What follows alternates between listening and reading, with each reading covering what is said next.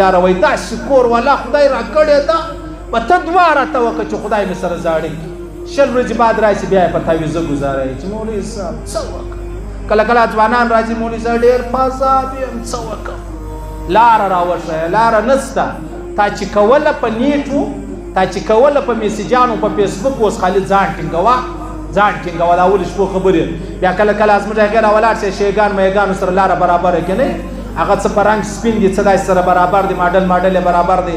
خرار سترګې پټې سي وروره دوکان پر نامه ور واړوه کور پر نامه ور واړوه موټر کاغذان دې ته ورکړه 10-15 ورځې ښې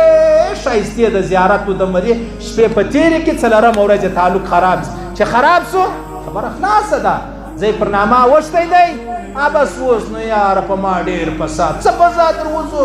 یاره بس چې ملایان وایي شیګان دی والله د رښتیا و د غیده یا والله که د غیده څو ورځې لا ځان ټینګه پته به درته ولګي ټیک سو دا چیش دی دا لالچ دی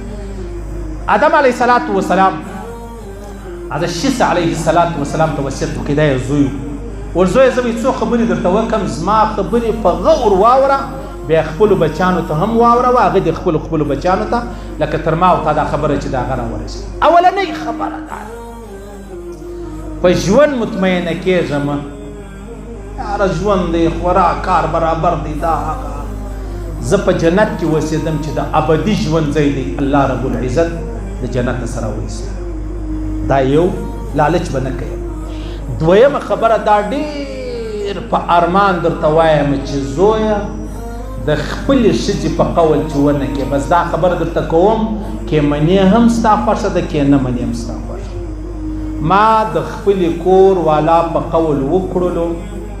زه د هغه اعلی جنت څخه نن رالم پر سپېره ځکه مې شپې وورځېدې کور والا په قول به نه کوئ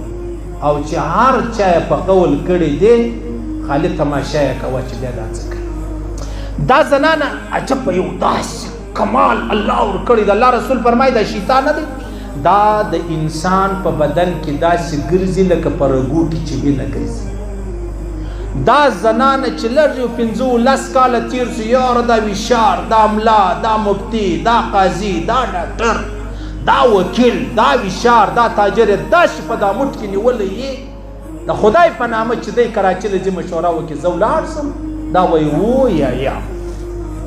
ماښام چې دی کور ته راشي کور والا وایي هغه خو د پلار کره ولاړه خیر و ول ولا که وراره پسې راغلی ول راځه زما پلار ویلی چې راسه زما مېلمانه سه ښځې خو یا مشوره یا پوښتنه یا حال یا وال یا اجازه یا داسې انسان په سترګو لري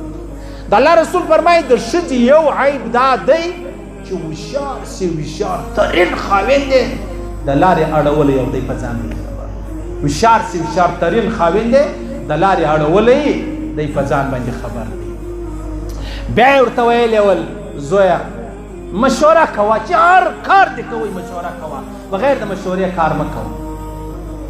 ما مشوره نه وکړله د خپلې کور والا په قول مې وکړلو نن زه کوم ځای ته راورسېدم شیطان زما کور والا زه کوم ځای ته راورسوم دا ما مشوره که ما د ملایکو سره مشوره کړې وای نن به زه پر دا ځای نه ګرځېدلی نن به زه دومره خوار نه وای نن به ما 300 کاله والله ته نه وای جړلې خو تازه دوکه کړم دا ګډې ته تازه واچولمه دا خاویر دا ښځې او شیطان صحیح آدم علیه السلام اول چا میسیج را کړی اوس بیا نوې دنده شروع شوه د فیسبوک دا نوې زه الحمدلله فیسبوک تر اوسه لا نه لرم تر اوسه لا د فیسبوک زوی نه یم